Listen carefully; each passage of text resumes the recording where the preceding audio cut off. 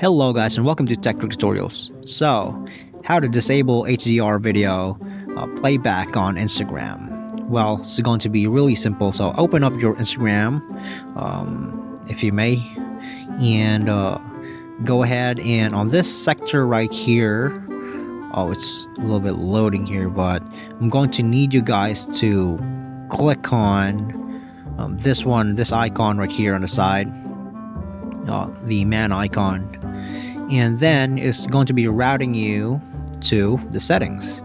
So now that you're on the settings here, you're going to be looking for accessibility, and in here you can just basically click on disable or enable, and that's how quick and simple it is.